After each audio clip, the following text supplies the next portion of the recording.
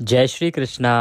आप सभी को खर मास की अमावस्या की ढेरों शुभकामनाएं। खर मास चल रहा है और खर मास की अमावस्या कब है ये बताएंगे। साथ ही क्या ये सोमवती अमावस्या होगी, अमावस्या का व्रत अगर किया जाता है तो कैसे किया जाता है और किन मनोकामनाओं की पूर्ति के लिए किया जाता है ये भी बताएंगे। व्रत के साथ पूजन कैसे करना चाहिए, विधि क्या है, नियम क्या होते हैं व्रत व पूजन के अमावस्या के दिन। साथ ही पितरों का तर्पण बहुत ही महत्वपूर्ण होता है, तो अमावस्या के दिन तर्पण कैसे करना चाहिए, पितरों को किस प्रकार से प्रसन्न करना चाहिए, पितृ पूजा कैसे की जाती है और समय क्या होता है, कितने बजे से कितने बजे तक आप ये काम करें। और अगर ब्राह्मण को भोजन नहीं करा पाते हैं तो क्या करें जिससे कि आपको ब्राह्मण भोजन का फल भी प्राप्त हो जाए, आपके पितरों के निमित्त दान पुण्य का कार्य भी हो जाए। नियम क्या है, अमावस्या को क्या कार्य हैं जो नहीं करने चाहिए और अमावस्या के बहुत ही महत्वपूर्ण उपाय जो आपके जीवन से कलेश को दूर करेंगे, धन की प्राप्ति कराएंगे और उपायों के साथ आपको बताएंगे कि जो आने वाली अमावस्या यदि सोमवती अमावस्या होती है तो सोमवती अमावस्या पर क्या करना चाहिए, किस प्रकार से सोमवती अमावस्या का फल प्राप्त कर सकते हैं आप, क्या है पूजा का विधान और कौन सी परिक्रमा कब करनी चाहिए। ये संपूर्ण जानकारी आपको आज इस वीडियो के माध्यम से प्रदान की जाएगी। अपनी सभी मनोकामना पूर्ति के लिए कमेंट बॉक्स में लिखें जय शिव शंकर। पितरों की प्रसन्नता के लिए और पितरों का आशीर्वाद प्राप्त करने के लिए लिखें जय पितृदेव। अब विज्ञान भी यह मानता है कि जब भी भगवान का नाम या मंत्र लिखा जाता है ना, तो उससे एक पॉजिटिव एनर्जी उत्पन्न होती है, सकारात्मक ऊर्जा, और वह आपके जीवन में सकारात्मक परिवर्तन लेके आती है, आपके आसपास की नेगेटिव एनर्जी को दूर करती है। इसीलिए अवश्य ही भगवान का नाम या मंत्र लिखना चाहिए। तो अवश्य लिखें जय शिव शंकर, ओम नमः शिवाय, जय पितृदेव। आप देख रहे हैं देवभूमि ज्योतिष संस्थान का प्रतिष्ठित यूट्यूब चैनल देवभूमि धार्मिक। आइए बात करते हैं अमावस्या की। देखिए, खर मास चल रहा है, पौ का महीना कहते हैं, पौष का माह है ये। तो पौष माह की अमावस्या जो है वो बहुत महत्वपूर्ण होती है।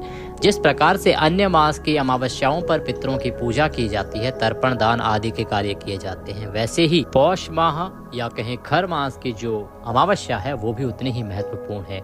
और विशेष रूप से दान पुण्य के लिए और पितरों के पूजन के लिए तो इसका महत्व बहुत अधिक है। देखिए, खर मास में कुछ देवताओं की पूजा का विधान बदल जाता है।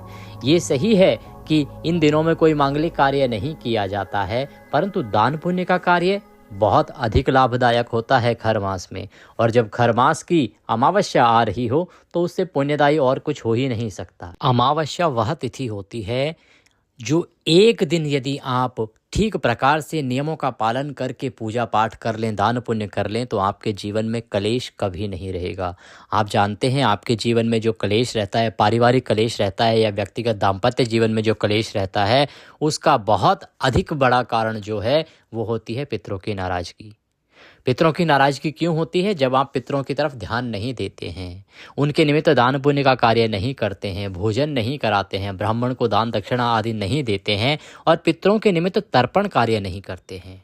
इसका प्रभाव आपके जीवन पे आता है और अवश्य रूप से आता है कि जब आप पितरों के निमित्त तर्पण दान पुण्य नहीं करते हैं तो उससे पितरों की तृप्ति नहीं होती है और अतृप्त पितृ जो होते हैं वो आपके जीवन में कलेश का कारण बनते हैं, आपके कारोबार में बाधा का कारण बनते हैं, आपका कारोबार रुक जाता है, आपकी गरीबी का कारण बनते हैं। बहुत बार आपकी माली हालत अर्थात आर्थिक हालत बहुत खराब हो जाती है और उसका कारण होता है घर में बनने वाला पितृदोष। पितृदोष तभी बनता है जब आप पितरों के निमित्त जो कार्य हैं उनको पूर्ण रूप से नहीं करते हैं। इसीलिए अमावस्या तिथि बाकी तिथियों से बहुत अधिक महत्वपूर्ण होती है। बाकी तिथियों पर देव पूजा की जाती है, लेकिन अमावस्या पर पितृ पूजा की जाती है और देव स्वयं कहते हैं कि पहले पितृ पूजा फिर देव पूजा। इसीलिए इस तिथि को हमेशा आपको याद रखना चाहिए, सदा इसको प्रथम मान के चलना चाहिए। आपको जीवन में कभी संकट नहीं आएगा, जीवन में कभी क्लेश नहीं आएगा। यदि आपके पितृ प्रसन्न रहेंगे ना, वो आपको पहले ही आगाह कर देंगे आने वाली परेशानियों से, वो पहले ही बचा लेंगे आपको आने वाली परेशानियों से। इसीलिए ध्यान दीजिए अमावस्या पर और अपने पितरों की पूजा पर। बात करेंगे पितृ तर्पण की और किए जाने वाले व्रत की। अमावस्या के दिन माताएं बहनें व्रत करती हैं, व्रत किया जाता है। इसमें भगवान शंकर, माता पार्वती और गणेश जी की पूजा की जाती है। इससे धन धान्य की प्राप्ति होती है, जीवन में सफलताएं प्राप्त होती हैं और आपके जीवन के दुख दूर होते हैं। जान लेते हैं व्रत की विधि क्या है और उसके बाद आपको बताएंगे कि तर्पण की विधि क्या रहेगी, कैसे आपको तर्पण करना चाहिए, दान पुण्य क्या करना चाहिए और कुछ विशेष कार्य जो आपको अमावस्या के दिन नहीं करने चाहिए। उनमें से एक प्रमुख कार्य ये है कि किसी के घर भोजन नहीं करना चाहिए।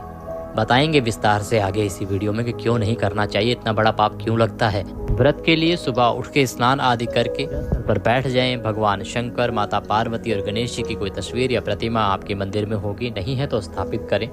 आप जहाँ भी पूजा कर रहे हैं सबसे पहले कुछ सामग्री है उसको एकत्र कर लें। एक लोटा लीजिए साफ सुथरा, उसमें शुद्ध जल भर लीजिए, गंगा जल उसमें थोड़ा सा मिला लीजिए। रौली, मौली, पान, सुपारी, लौंग, इलायची, थोड़े से खुले फूल ले लीजिए, फूलों की माला ले लीजिए। धूप आपके पास होनी चाहिए, घी का दिया आप बना लीजिए और भगवान की तस्वीर आप रख लीजिए। नैवेद्य के रूप में कोई मिठाई आपके पास होगी वह रख लीजिए, अन्यथा मिश्री के कुछ दाने भी रख सकते हैं। अब हम पूजा आरंभ करेंगे। सबसे पहले भगवान की तस्वीर को स्थापित किया जाता है। तस्वीर को स्थापित करने के लिए उस स्थान का पहले पवित्रीकरण कीजिए।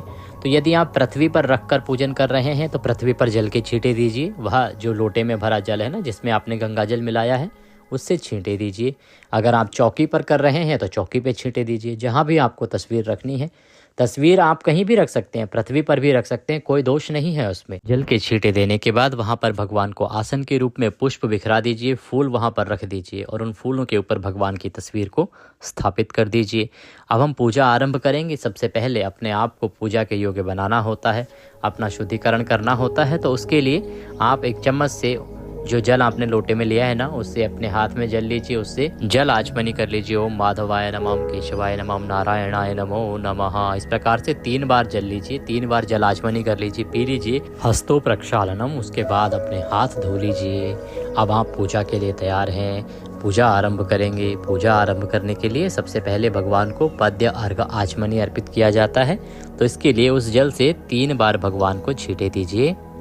उसके बाद प्रेम पूर्वक भगवान को तिलक कीजिए, तिलक लगाइए। ओम तिलकम तिलकांते अक्षतम पांतु, अक्षत लगाइए, चावल लगाइए। पुष्पाणि पांतु, धूप दीप दर्शनम, धूप दीप दर्शनम, नैवेद्यम समर्पयामि।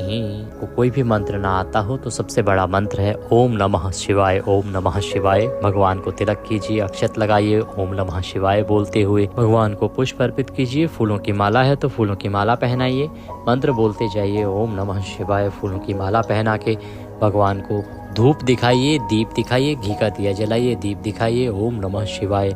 दीपक को उठाना नहीं है, जहाँ स्थान पे रखा है वहीं रखे रहने देना है उसको। दीप दिखा के नैवेद्य के रूप में भगवान को कोई मिठाई जो आपके पास है वह अर्पित कीजिए, नहीं तो मिश्री भी आप अर्पित कर सकते हैं। इसके बाद भगवान को नमस्कार कीजिए। आपको अमावस्या की कथा पढ़नी या सुननी चाहिए। यदि आपके पास कथा नहीं है तो आपके इसी चैनल देवभूमि पर प्रत्येक अमावस्या की कथा सुनाई जाती है, उस कथा को अवश्य ही सुनेंगे।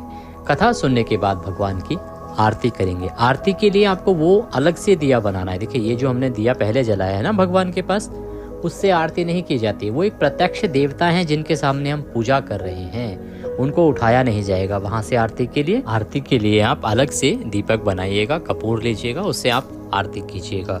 इस प्रकार से भगवान के चरणों में मन को लगाते हुए अपने दिन को आप व्यतीत करेंगे। ये व्रत के पूजन की विधि हो गई। अब बात आती है कि आप पितरों के निमित्त तर्पण करते हैं, तो वो कैसे करेंगे। तर्पण करने के लिए आपको कुछ सामग्री चाहिए। देखिए, या तो आप ब्राह्मण भोजन के लिए पंडित जी को बुला रहे हैं तो वो स्वयं तर्पण करा देंगे। अगर पंडित जी तर्पण नहीं करा पाते हैं या आप पंडित जी को नहीं बुला रहे हैं भोजन के लिए, तो आप स्वयं तर्पण करें। तर्पण आपको अवश्य करना चाहिए। ब्राह्मण भोजन के लिए अगर ब्राह्मण को नहीं भी बुलाते हैं तो भी तर्पण से बहुत अधिक लाभ आपको प्राप्त होगा। तो तर्पण के लिए एक कुशा चाहिए, थोड़ा सा कच्चा दूध ले लीजिए, चावल ले लीजिए, काले तिल ले लीजिए और हम तर्पण करेंगे। तो एक बड़ा बर्तन लीजिए जिसमें कि हम तर्पण करेंगे और एक किसी लोटे में इस दूध और पानी मिला लीजिए।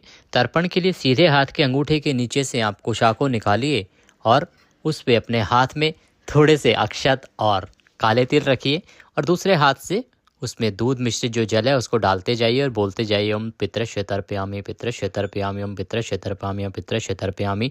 इस समय में आप अपने पितरों को याद कीजिए, उनका नाम या उनका जो रिश्ता है आपसे उसको भी आप बोल सकते हैं और उनको याद करते हो उनका तर्पण कीजिए। अंत में जो कुशा है उसमें गांठ लगा के उसी जल में छोड़ दीजिएगा।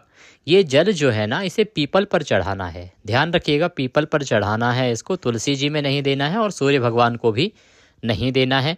और शाम होने से पहले ही चढ़ाना है, अर्थात 3 बजे से पहले चढ़ा देना है। पितरों की जो पूजा है ना वो 2-3 के बाद नहीं करनी चाहिए। जैसे जैसे शाम होती है वैसे वैसे पितरों की पूजा अशोभनीय हो जाती है। पितरों की पूजा सुबह से लेकर दोपहर तक की जाती है। तो इस प्रकार से आप तर्पण कीजिए। तर्पण करके इस जल को पीपल पे चढ़ाइएगा। तर्पण करने के बाद आपको ब्राह्मण को भोजन कराना चाहिए। ब्राह्मण को भोजन नहीं करा रहे हैं तो ब्राह्मण के निमित्त दान दीजिए। दान कैसे? आप दूध का कोई पैकेट ले लीजिए, साथ में दक्षिणा रख दीजिए, बिस्किट का कोई पैकेट ले लीजिए और वह किसी मंदिर में दान दे आइए, या योग्य ब्राह्मण कोई आपके पास है उसको दान दे दीजिए, या आप बिस्किट आदि दे लीजिए उसके साथ दक्षिणा रख के और वह किसी ब्राह्मण को या मंदिर में दान दे दीजिए। ध्यान रखिए कि पितरों के निमित्त या जब भी दान देना ब्राह्मण को तो वो योग्य ब्राह्मण को दान दें जिसके पास आपको देने के लिए कुछ हो, जो कर्मकांड करता हो, भगवान की भक्ति करता हो। क्योंकि दान का अभिप्राय ये है कि जब आप ब्राह्मण को दान देते हैं ना तो उसके बदले में उसके पुण्य आपको मिल जाते हैं। परंतु यदि किसी ने पुण्य कर्म किए ही नहीं होंगे, कोई ऐसा ब्राह्मण है जो कर्म करता ही नहीं है, तो आपको कैसे पुण्य मिलेगा? इसीलिए कहा जाता है, शास्त्र में यही कहा गया है, यही वर्णन है कि योग्य ब्राह्मण को दान दीजिए जो भगवान की भक्ति करता है, जिससे आशीर्वाद स्वरूप उसके पुण्य आपको प्राप्त हो सके, आपके पितरों की तृप्ति हो सके। इस प्रकार से आपको पितरों के निमित्त दान पुण्य अवश्य करना चाहिए। अगर आपके आसपास इस प्रकार की सुविधा नहीं है तो आप हमारे नंबर्स पर संपर्क कर सकते हैं जो कि हमारे डिस्क्रिप्शन बॉक्स में दिए गए हैं। उन नंबर्स पर संपर्क कर सकते हैं। हमारे यहाँ पर गुरुकुल छात्रावास में ब्राह्मण भोजन का कार्य कराया जाता है। आप उसमें सहयोग राशि देकर भी इस पुण्य को प्राप्त कर सकते हैं। ये हो गई आपकी तर्पण की विधि और किस प्रकार से आपको तर्पण करना चाहिए।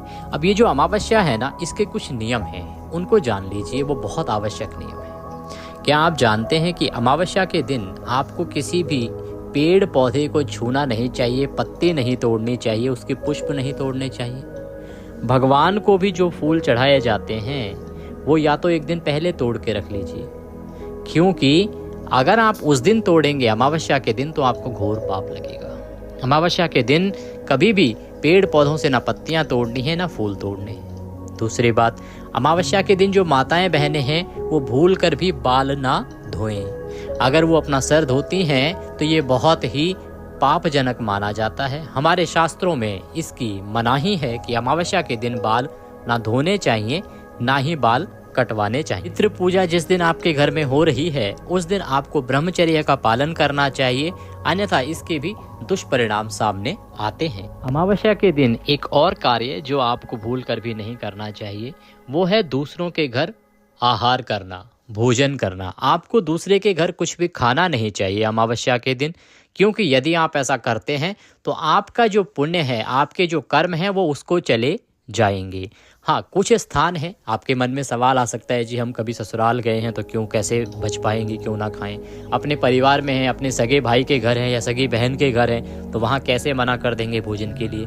तो ये जो है यहाँ पे खाया जा सकता है, परंतु जो नियम है उसके अनुसार इन कुछ रिश्तों के अलावा, रिश्ते कौन से, जो आपके खून के रिश्ते कहे जाते हैं, आप अपने ससुराल में खा सकते हैं। वो खून का रिश्ता नहीं है, लेकिन वो आपके ससुर हैं और वो रिश्ता इस प्रकार का होता है कि अगर उनके यहाँ आप खाएंगे तो उसमें कोई दोष नहीं लगेगा।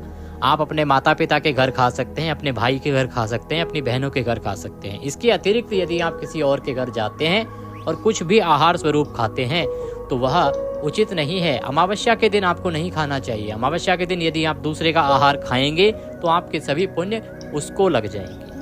अब ऐसे में कई बार मजबूरी होती है हमारे सामने, हमें जाना पड़ता है, किसी शादी में जाना है, विवाह में जाना है, जाना पड़ेगा। तो यदि ऐसे कहीं किसी कारणवश खाना पड़े तो उस अवस्था में आप इतना कर सकते हैं कि आप उस व्यक्ति को कुछ दान दे दीजिए, अर्थात कुछ भी दक्षिणा स्वरूप उसको दे दीजिए, जिससे कि जितने का आपने खाया है उसका बदला आपका बराबर हो जाए। अन्यथा आपके पुण्य कर्म जो है वो वहाँ पर शिफ्ट हो जाते हैं। तो अमावस्या के दिन ध्यान रखें कि आप किसी का दिया हुआ आहार ना खाएं। अब बात कर लेते हैं उस उपाय की जो यदि आप अमावस्या पर करते हैं तो अवश्य ही आपके जीवन के दुख समाप्त होते हैं। आपको आर्थिक परेशानी हो, चाहे आपके घर में किसी भी प्रकार का क्लेश रहता हो या मानसिक परेशानी हो, तो उसके लिए आप ये उपाय करें। उपाय के रूप में अमावस्या के दिन सूर्यास्त के बाद एक दिया जलाना है तेल का दिया दक्षिण की ओर मुख करके जलाना है। 5 बार आरती उतारनी है, अपने पितरों को याद करना है और उनसे प्रार्थना करनी है कि वो आपकी रक्षा करें और आपके जीवन की परेशानियों का हरण करें। ऐसा करने के बाद आप वह दिया रख देंगे। हाथ जोड़ के नमस्कार करके और वापस आ जाएंगे, लेकिन पीछे मुड़ के आप फिर नहीं देखेंगे। आप देखेंगे कि आपके पितरों के आशीर्वाद से आपके जीवन की जो परेशानियां हैं वो धीरे धीरे कम होने लगेंगी। चाहे परेशानी मानसिक हो, चाहे आर्थिक हो, या किसी और प्रकार के रोजगार से संबंधित परेशानी हो, वह कम होने लगेगी, उसका हल निकलने लगेगा।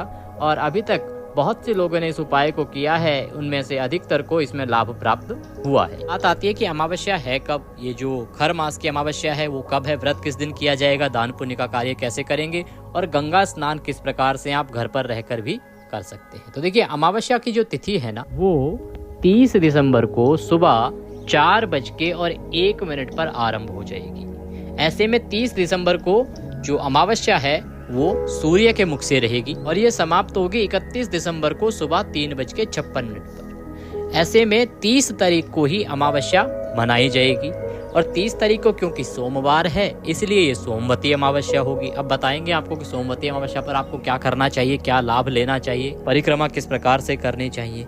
सबसे पहले तो अमावस्या के दिन गंगा स्नान का बड़ा महत्व है। तो गंगा स्नान अब सभी लोग तो जा नहीं सकते गंगा जी पर। आप क्या करें कि नहाने के पानी में थोड़ी सी गंगा जल मिला लीजिए और साथ में डाल लीजिए काले तिल, बहुत उत्तम रहेगा और इससे आपको गंगा स्नान का फल प्राप्त हो जाएगा।